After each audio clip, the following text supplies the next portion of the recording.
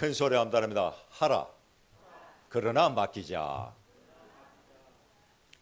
신앙생활은 여러분 세 가지 유형이 있는데, 첫 번째는 너무너무 열심히 하다가 지쳐버린 사람들이 있습니다.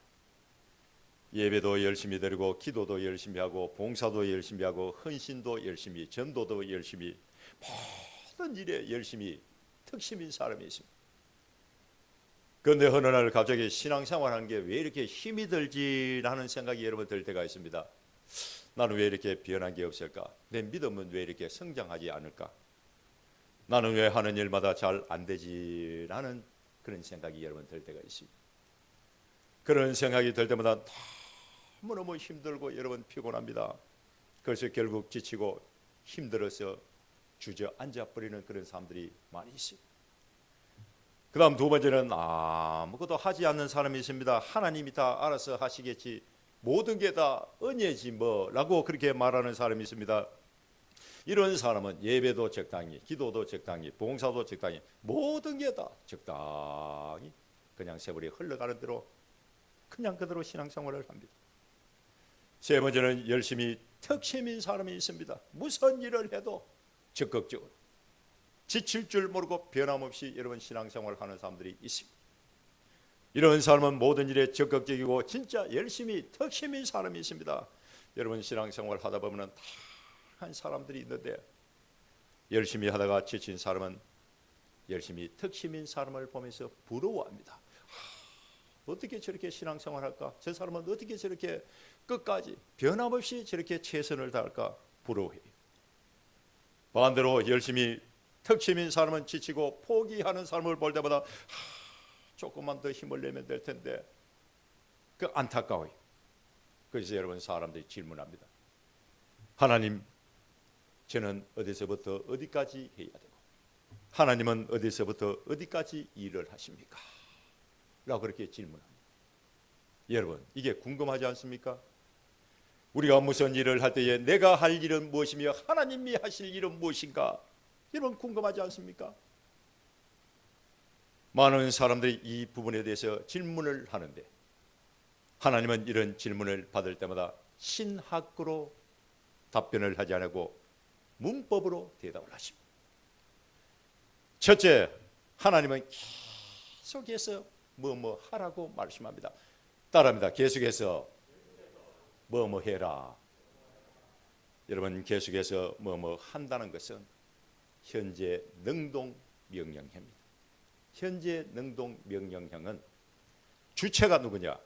하나님이 아니요, 내 자신이 주체입니다. 내가 주체입니다. 내 자신이 주체가 돼서 책임을 지고 적극적으로 여러분 하는 것입니다. 하나님이 하라는 거 계속 반복적으로 여러분 해야 됩니다. 하다가 중단에 포기하면 안 됩니다. 중단하면 안 됩니다. 계속 해야 됩니다.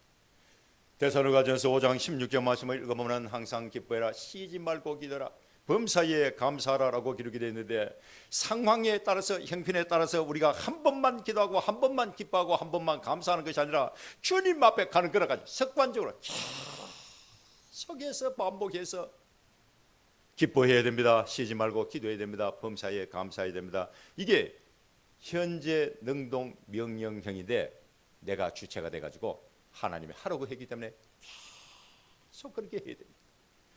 요한복음 13장 35절 말씀을 읽어보면 서로 사랑하라라고 기록이 되어 있는데, 감정에 따라 가지고 오늘 사랑하고 내일 미워하고 한 번만 사랑하고 되는 것이 아니라 계속해서 사랑을 실천하라, 이런 뜻입니다.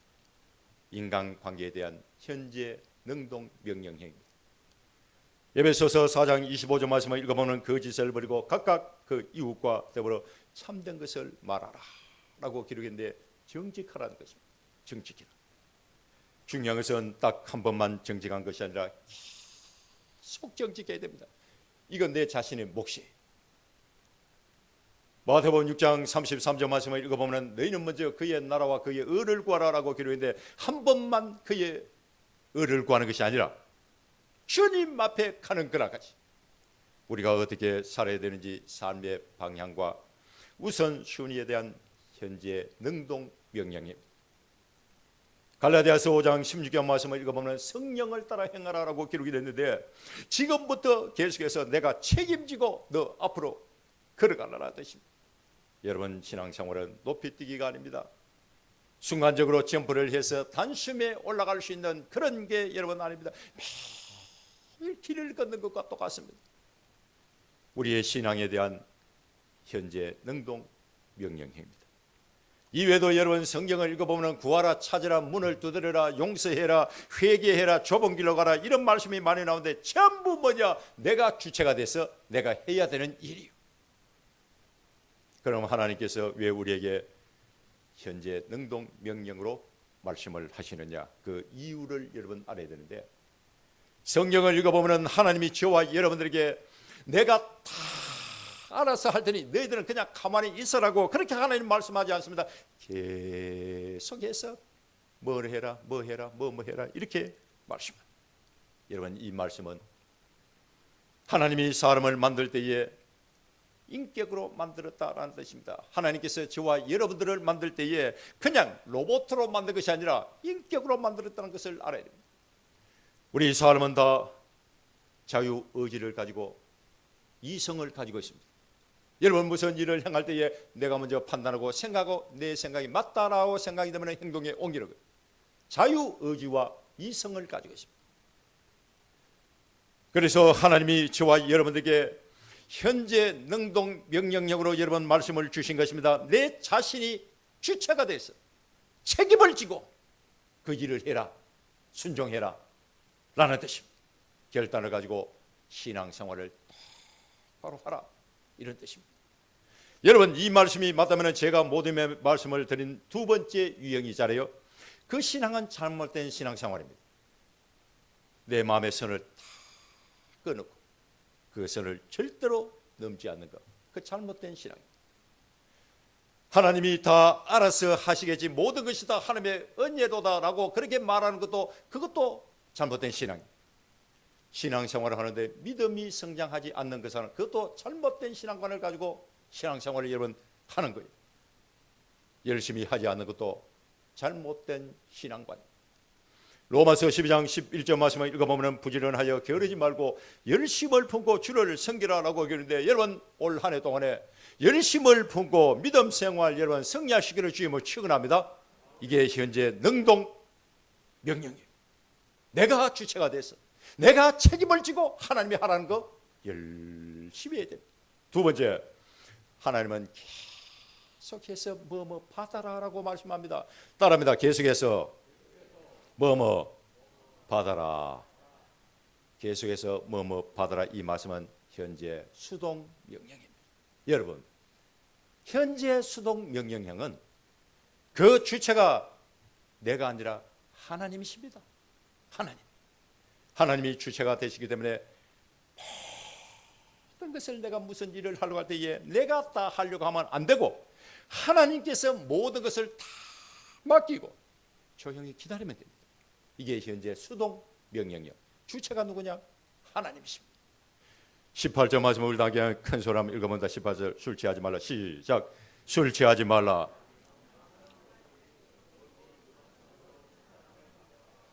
여러분, 성령이 나오는데 성령은 우리가 돈을 주고 살 수 있는 물건이 아닙니다. 공장에서 여러분 만들어 찍어낼 수 있는 물건도 여러분 아닙니다. 성령은 하나님의 거룩한 영이기 때문에 성령을 내 마음대로 받고 내 마음대로 줄 수 있는 것이 여러분 아니면 하나님이 나에게 주셔야 되고 하나님이 계속 채워주셔야 됩니다. 이 인간의 한계 밖의 일입니다. 이게 현재 수동 명령형입니다. 18절 말씀을 읽어보면 술 취하지 말라. 이는 방탕한 것이다라고 기록했는데, 여러분 방탕하다는 단어 뜻이 뭐냐? 절제가 안 됐어요. 자기 파괴를 하고 방향과 목적이 없는 덧없는 삶을 의미합니다. 그 당시에 에베소에는 여러분 술과 쾌락의 신이 있는데 디오니소스라는 신이 있습니다. 사람들이 여러분 축제가 되면 술에 취해가지고 완전히 미쳐버립니다. 술에 취해가지고. 술 취하지 말라. 이는 방탕한 것이다. 이 말씀은 여러분 단순히 술을 마신다 안 마신다 음주의 문제가 아니라 무엇에 홀려가지고 지배당해서 끌려가는 것을 의미합니다.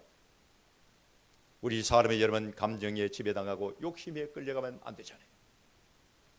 불안과 두려움의 포로가 되고 여러분 마귀의 종이 돼가지고 이리 끌려다니고 저리 끌려다니면 어떻게 되겠습니까? 그 인생은 엉망진창이 되고 망합니다. 타락합니다. 넘어져도 자기가 왜 넘어졌는지 모릅니다. 피를 흘려도 감각이 없고 맞아도 감각이 없습니다. 내 인생의 주인이 여러분 술이 되면 안 되잖아요. 욕심이나 감정이 내 인생의 주인이 돼가지고 나를 끌고 가면 안 돼요. 그래서 바울이 뭐라고 말씀하느냐? 오직 성령으로 충만함을 받으라 라고 말씀합니다. 오직 성령으로 충만함을 받으라. 여러분 충만하다 이 단어의 뜻은 가득 차 있는 물의 어떤 그 양을 의미하는 것이 여러분 아닙니다. 지배하다, 통제당하다, 지배당하다 라는 뜻을 가지고 있는데 성령의 지배를 받아야 된다 이런 뜻입니다. 성령의 지배를 받아야 된다. 여러분 분노가 충만한 사람은 그 분노가 그 사람을 끌고 갑니다. 지배를 합니다. 지혜가 충만한 사람은 그 지혜가 그 사람을 이끌어갑니다. 술에 중독된 사람은 술이 그 인생을 목적 없는 방향으로 여러분 끌고 갑니다. 그러나 성령으로 충만하면 내 의지나 감정이나 욕심에 따라서 행동하고 결정을 하는 것이 아니라 성령의 인도를 받고 하나님이 기뻐하는 삶을 삽니다. 성령 충만은 다른 무엇을 가지려고 하는 것이 아니라 지금 내가 붙잡고 있는 모든 것을 다 내려놓고 성령께 맡기는 것을 의미합니다. 여러분 성령 충만은 양적인 개념이 아니라 지배의 개념입니다. 우리는 성령의 지배를 받아야 돼요. 통제를 받아야 돼요. 여러분 아무리 자동차가 좋아도 기름이 떨어지면 그 자동차가 움직이지 못합니다. 핸들이 아무리 좋아도 엔진이 아무리 좋아도 기름이 떨어지면 아무 소용이 없습니다. 고철 덩어리에 불과합니다. 신앙도 마찬가지, 신앙생활도 마찬가지. 성령으로 충만하지 않으면 멀리 가지 못합니다. 멈추게 되어 있습니다. 고장이 나게 되어 있습니다. 넘어지게 되어 있습니다. 성령이 내 삶의 운전들을 붙잡고 바른 길로 인도할 수 있기를 주임으로 축원합니다. 여러분 성령 충만하면 열매를 맺습니다. 갈라디아서 5장 22절 말씀을 읽어보면 오직 성령의 열매는 사랑과 희락과 화평과 오래 참음과 자비와 양성과 충성과 온유 절제 9가지 열매가 나옵니다. 이 성령의 열매입니다. 성령 충만하면 성령의 열매를 맺게 되어 있습니다. 성령 충만하면 찬양이 넘칩니다. 19절 말씀을 읽어보면 시와 찬송과 신령한 노래들로 서로 화답하며 너희의 마음을 주께 노래하며 찬송하며 라고 기록이 됐는데 상황이 좋아가지고 찬양하는 것이 아니라 형편이 좋아가지고 찬양하는 것이 아니라 내 마음에 기쁨이 말하니까 찬양이 터지는 거예요. 기쁨이 넘치기 때문에 찬양이 입에서 절로 그냥 터져 나오는 것입니다. 성령은 기쁨의 영입니다. 여러분 성령 충만하면 감사가 넘칩니다. 20절 말씀을 읽어보면 범사에 우리 주 예수 그리스도의 이름으로 항상 아버지 하나님께 감사하며 라고 하는데 성령으로 충만하면 범사에 감사가 넘칩니다.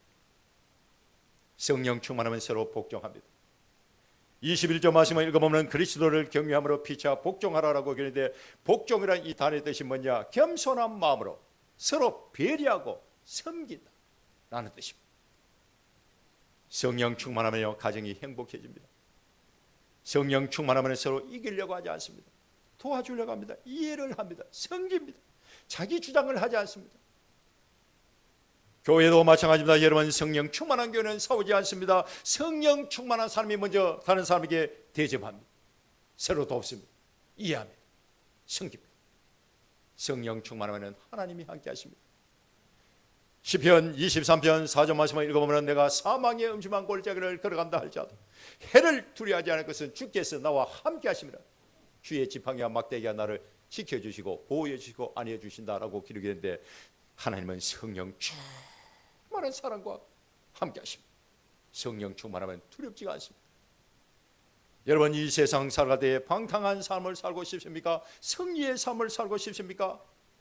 그 무엇에 홀려가지고 이리 끌려다니고 저리 끌려다니다가 넘어지고 실패하고 싶습니까? 아니면 성령 충만하여 승리하고 싶습니까?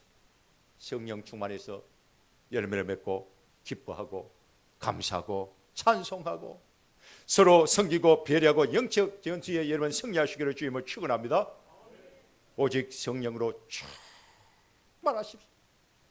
올해 2026년도에는 연초부터 기도 열심히 하고 하나님 사랑한 믿음으로 말씀 많이 읽고 해서 성령으로 충만함을 받으십시오.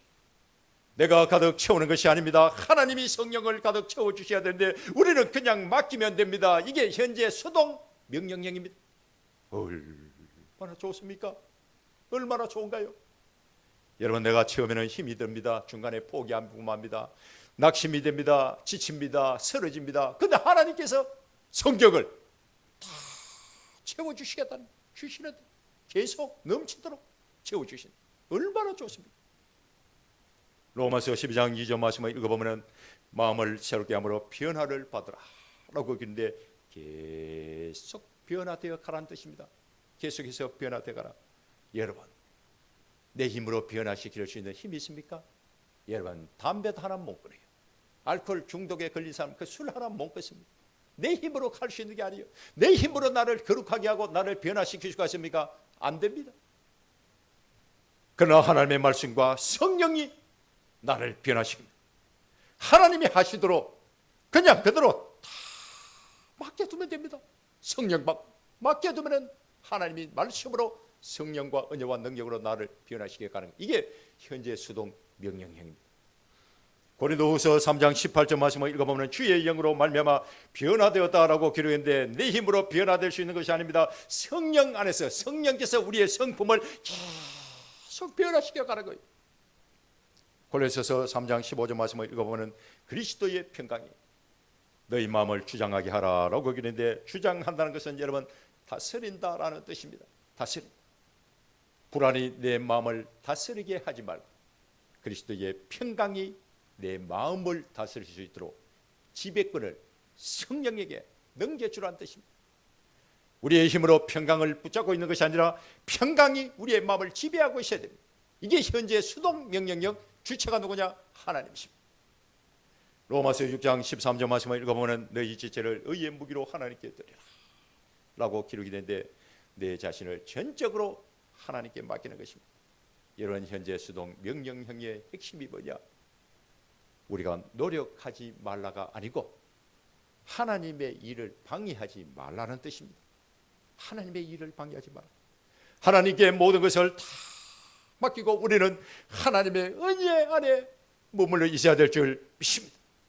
여러분, 이 말씀이 맞다면 제가 모두의 말씀을 드린 첫 번째 유형의 신앙생활도 잘못된 것입니다. 내 힘으로 다 할 수 있다, 내가 노력하면 다 된다라고 생각하는 신앙은 잘못된 신앙입니다. 하나님이 도와주셔야 돼요. 하나님이 도와주셔야 돼요. 우리는 하나님의 은혜 안에 가고 하나님께 모든 것을 여러분 다 맡겨야 됩니다. 그럼 하나님이 일을 하시고 하나님이 계속 채워주신다는 거예요. 이게 현재 수동 명령입니다. 세 번째, 여러분 하라 그러나 맡겨야 됩니다. 따릅니다. 하라 그러나 맡기자. 여러분, 신앙생활 때의 균형과 조화가 필요합니다. 균형과 조화. 내가 주체가 돼가지고 책임을 지고 결단하는 거, 하나님이 하라는 거 열심히 하기만 하게 되면 어떻게 되냐? 내 자신의 의만 드러나고 우리는 율법주의에 빠지고 맙니다. 반대로 하나님이 모든 것을 다 알아서 하시겠지라고 말하면서 우리는 그냥 가만히 있으면은 우리는 책임을 회피하는 신앙이 되고 방임주의자가 되고 맙니다. 이것도 여러분 잘못된 거예요.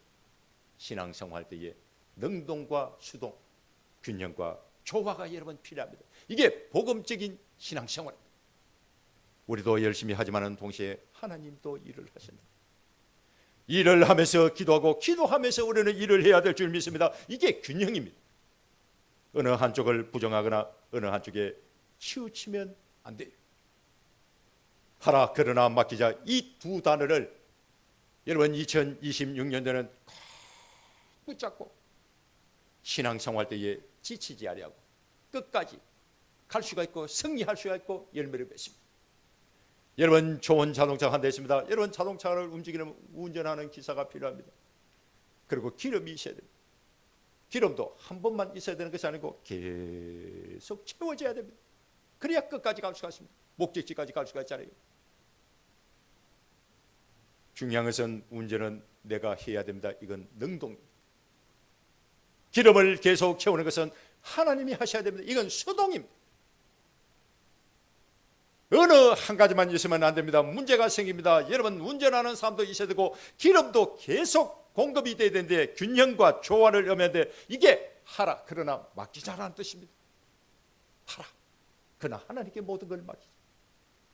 우리는 일도 하고 기도하고 움직이고 있습니다. 그러나 모든 능력은 하늘로부터 온다. 이걸 믿어야 됩니다. 이걸 인정을 해야 됩니다.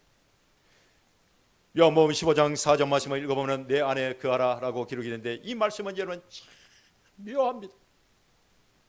어떤 행동을 취하라라는 그런 의미인 것 같기도 하고 또 어떤 상태에 있는구나 이런 뜻을 가지고 있는 것 같기도 한데 참으로 아리송합니다.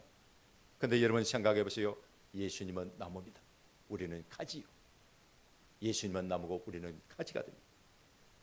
가지는 열매를 만들려고 노력을 하지 않습니다. 그냥 나무에 붙어 있으면 열매가 저절로 맺히게 되십니다.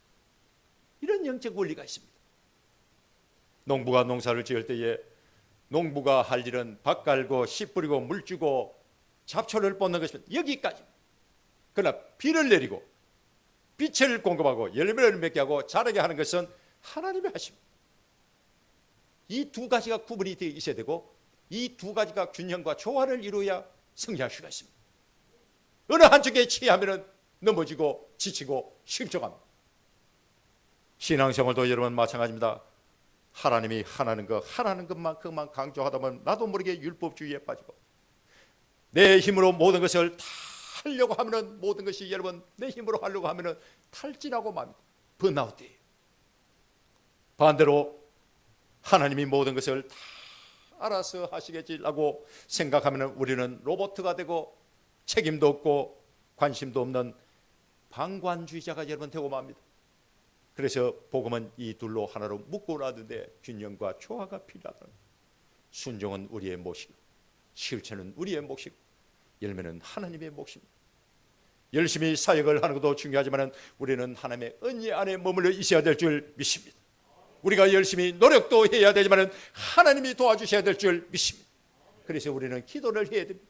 성령으로 충만해야 됩니다. 사랑하는 성도 여러분, 하나님은 저와 여러분들에게 완벽한 신앙을 요구하지 않습니다.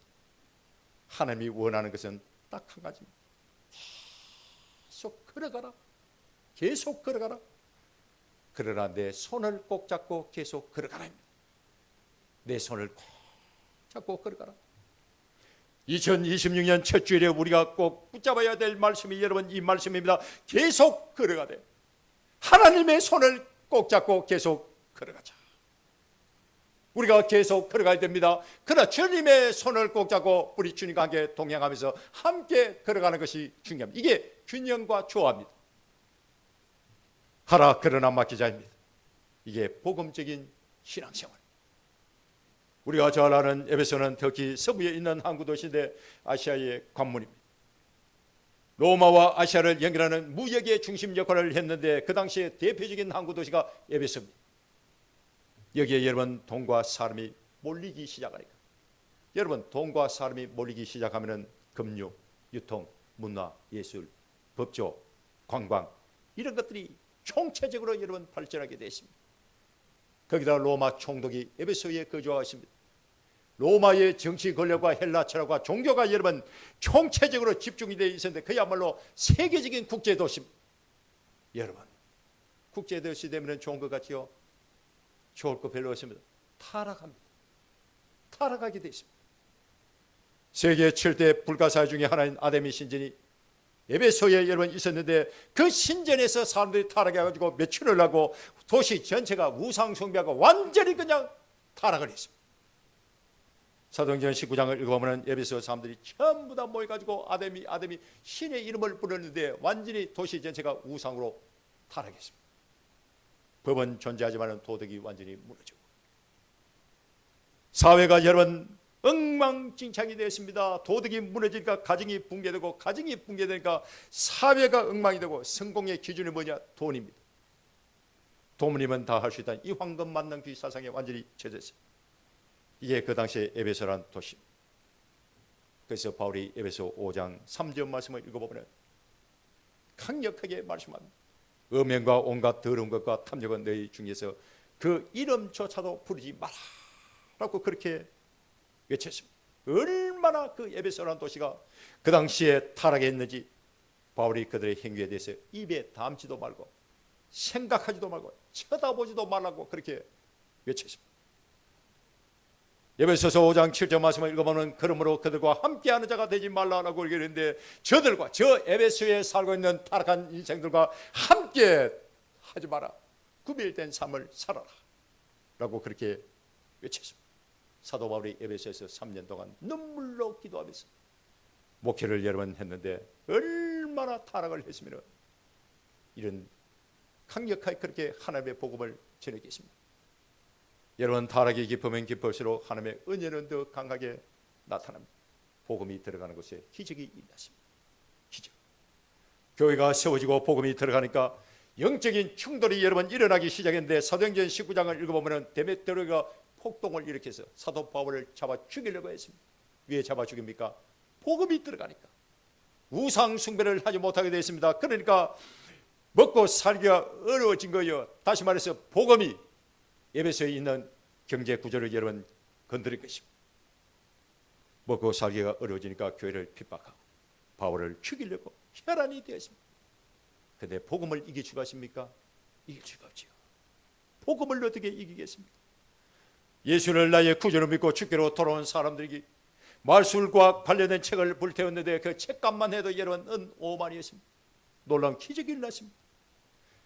에베소서 2장 1절 말씀을 읽어보면 바울이 에베소 사람들에게 하나님이 허물과 죄로 죽었던 너희를 살리셨도다 라고 그렇게 외쳤습니다. 여러분, 교회는 도피처가 아닙니다. 세상을 변화시키는 영적 전투 훈련장입니다. 우리의 신앙은 바람에 흔들리는 갈대가 되면 안 됩니다. 어둠을 물리치는 빛이 되어야 될 줄 믿습니다. 빛이 돼요.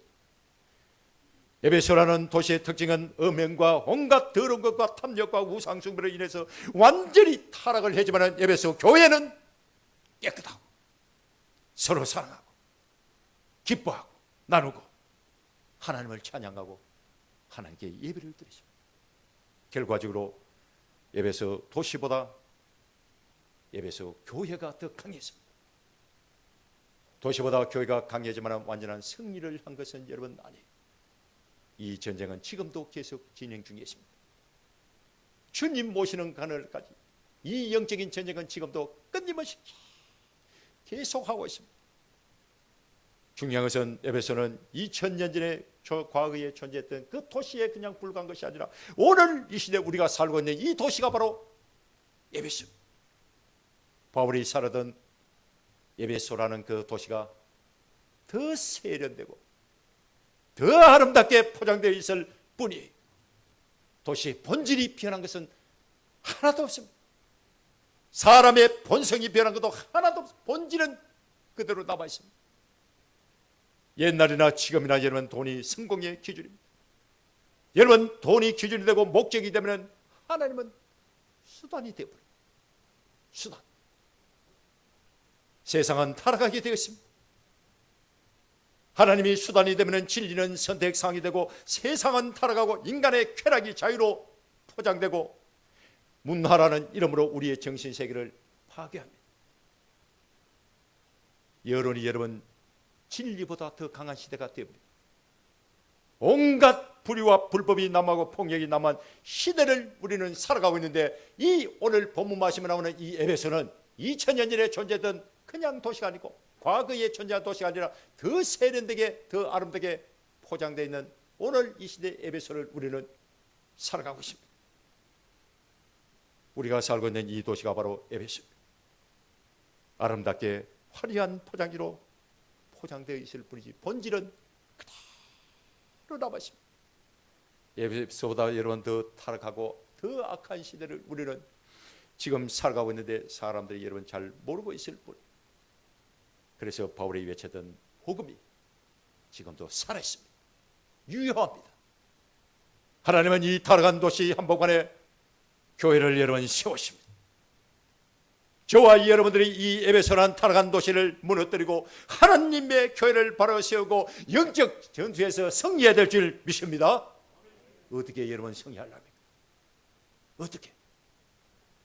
오직 성령 충만으로 균형 잡힌 신앙으로 우린 승리하시게 하십니다. 2026년도에는 여러분 성령으로 믿음으로 충만하십시오. 성령으로 충만해야 영적 전투에 승리하시게 하십니다. 균형 잡힌 신앙으로 승리해야 여러분 신앙의 열매를 맺으시게 하십니다. 어느 한쪽에 취하면 율법의 주의에 빠지고 어느 한쪽으로 취해지면 방임주의에 빠지고만 균형이 필요합니다. 그 균형을 이루려면 오직 성령 충만함으로 받아야 돼요. 성령 충만해야 세상을 여러분 이길 수가 있습니다. 열매를 맺을 수가 있습니다. 여러분 가정의 행복이 있습니다. 내 마음의 기쁨이 있습니다. 범사에 감사가 넘칠 수가 있습니다. 성령 충만하지 아니하고는 어떤 영적 전쟁에도 실패합니다. 2026년도에는 연초부터 기도를 많이 하시고 성령을 써먹고 예배에 승리하여 성령 충만하여 여러분 모든 영적 전투에 승리하고 믿음으로 여러분 다 승리하시기를 주님을 축원합니다. 기도하겠습니다.